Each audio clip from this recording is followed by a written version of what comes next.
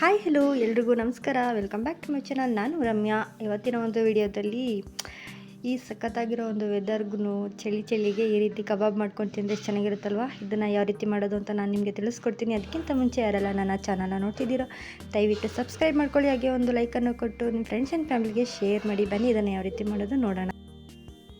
ನಾನಿಲ್ಲಿ 1 kg ಚಿಕನ್ನ ತೊಗೊಂಡಿದ್ದೀನಿ. ಹಾಗೆ 2 ಟೇಬಲ್ ಸ್ಪೂನಷ್ಟು ಶುಂಠಿ ಬೆಳ್ಳುಳ್ಳಿ ಪೇಸ್ಟ್ನ ಹಾಕ್ತಾಯಿದ್ದೀನಿ. ಹಾಗೆ 2 ಟೇಬಲ್ ಸ್ಪೂನಷ್ಟು ಅಚ್ಚ ಖಾರದ ಪುಡಿನ ಹಾಕ್ತಾಯಿದ್ದೀನಿ. ಸ್ವಲ್ಪ ಮೊಸರನ್ನ ಹಾಕೋತಾ ಇದ್ದೀನಿ.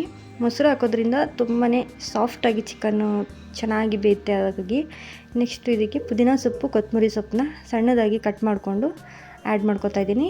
ಹಾಗೆ ಸ್ವಲ್ಪ ನಿಂಬೆಹಣ್ಣಿನ ರಸನ ಹಾಕೋತಾ ಇದ್ದೀನಿ.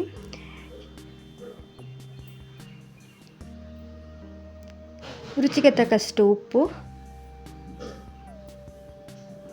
2 ಟೇಬಲ್ ಸ್ಪೂನಷ್ಟು ನಾನಿಲ್ಲಿ ಕಾರ್ನ್ಫ್ಲೋರ್ನ ಹಾಕೋತಾ ಇದ್ದೀನಿ. ಕಾರ್ನ್ಫ್ಲೋರ್ ಹಾಕೋದ್ರಿಂದ ನಿಜವಾಗ್ಲೂ ಸಖತ್ತು ಕ್ರಿಸ್ಪಿಯಾಗಿ ಬರುತ್ತೆ ಚಿಕನ್ ಕಬಾಬು. ಹಾಗೆ ತೇಜು ಕಬಾಬ್ ಪೌಡ್ರನ್ನ ನಾನು ಹಾಕೋತಾ ಇದ್ದೀನಿ. ತೇಜು ಕಬಾಬ್ ಪೌಡ್ರಂತೂ ತುಂಬಾ ಚೆನ್ನಾಗಾಗುತ್ತೆ, ಹಾಗಾಗಿ ನಾವು ಇದನ್ನು ಯೂಸ್ ಮಾಡೋದು. ನೆಕ್ಸ್ಟ್ ಇದನ್ನೆಲ್ಲ ಹಾಕ್ಕೊಂಡು ಚೆನ್ನಾಗಿ ಮಿಕ್ಸ್ ಮಾಡಿ ಒಂದು ಅರ್ಧ ಅವರು ನೆನೆಯೋಕ್ಕೆ ಬಿಡಬೇಕಾಗುತ್ತೆ.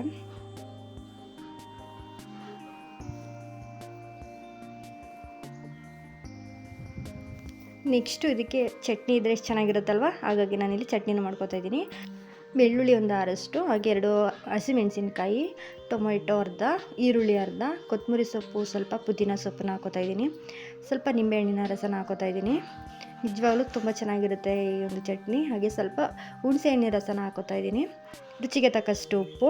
ಇದನ್ನು ಹಾಕ್ಕೊಂಡು ಸ್ವಲ್ಪ ಚೆನ್ನಾಗಿ ಸ್ವಲ್ಪ 2 ಒಣಗಿದ ಮೆಣಸಿನ್ಕಾಯಿ ಹಾಕೊಂಡು ರುಬ್ಕೊಂಡಿದ್ದೀನಿ. ಅದು ಮಿಸ್ ಆಗಿದೆ, ನೀವು ಅದೇ ರೀತಿ ಹಾಕ್ಕೊಂಡು ರುಬ್ಕೊಳ್ಳಿ. ಈ ರೀತಿ ತರಿಯಾಗಿ ರುಬ್ಕೊಂಡ್ರೆ ಚೆನ್ನಾಗಿರುತ್ತೆ.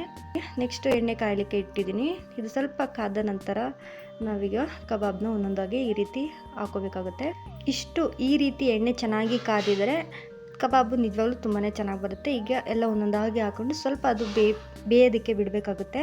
ಅದು ನೊರೆ ಎಲ್ಲ ಕಮ್ಮಿ ಆದಮೇಲೆ ನಾವು ಕೈ ಆಡಿಸ್ಬೇಕು. ಫಸ್ಟೇ ನಾವು ಕೈ ಆಡಿಸಿದ್ರೆ ಎಣ್ಣೆ ಕುಡ್ಕೊಬಿಡುತ್ತೆ, ಹಾಗೆ ಸ್ವಲ್ಪ ಅದೆಲ್ಲ ಹಸಿಟ್ಟೆಲ್ಲ ಬಿಟ್ಕೊಬಿಡುತ್ತೆ. ಹಾಗಾಗಿ ನಾವು ಈ ರೀತಿ ಎಲ್ಲ ನೀಟಾಗಿ ಕಂಪ್ಲೀಟ್ ನೊರೆ ಎಲ್ಲ ಕಮ್ಮಿ ಆದಮೇಲೆ ನಾವು ಮತ್ತೆ ಅದನ್ನ ತಿರುವಾಕೊಂಡು ನೀಟಾಗಿ ಬೇಯಿಸ್ಕೋಬೇಕಾಗುತ್ತೆ. ಹೆಣ್ಮಕ್ಳು ಮಾಡಬೇಕಾದ್ರೆ ಹುಷಾರಾಗಿ ಮಾಡಿ. ಈ ಥರ ಎಣ್ಣೆಯಲ್ಲೆಲ್ಲ ಕರಿಬೇಕಾದ್ರೆ ನಾವು ಜೋಪಾನವಾಗಿ ಮಾಡಬೇಕಾಗುತ್ತೆ.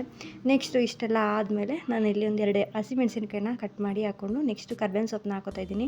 ಇದೆಲ್ಲ ರೆಸ್ಟೋರೆಂಟ್ಲಿ ಮಾಡ್ತಾರೆ ನೋಡಿ, ಆ ರೀತಿ ಅಷ್ಟು ಚೆನ್ನಾಗಿ ಪರಿಮಳ ಬರುತ್ತೆ. ಕರ್ಬೇವಿನ ಸೊಪ್ಪು ಹಾಕೋದ್ರಿಂದ ನಿಜವಾಗ್ಲೂ ತುಂಬಾ ಟೇಸ್ಟಿಯಾಗಿರುತ್ತೆ. ಹಾಗಾಗಿ ನಾವು ಈ ರೀತಿ ಮಾಡ್ಕೋತೀವಿ. ಈ ರೀತಿ ಎಲ್ಲ ಆದಮೇಲೆ ಒಂದು ಪ್ಲೇಟ್ಗೆ ಸರ್ವ್ ಮಾಡ್ಕೋತಾ ಇದ್ದೀನಿ. ನೀಟಾಗಿ ಎಲ್ಲ ಬೆಂದಾದಮೇಲೆ ನಿಧಾನವಾಗಿ ನಾವು ಬೇಯಿಸ್ಕೋಬೇಕಾಗುತ್ತೆ.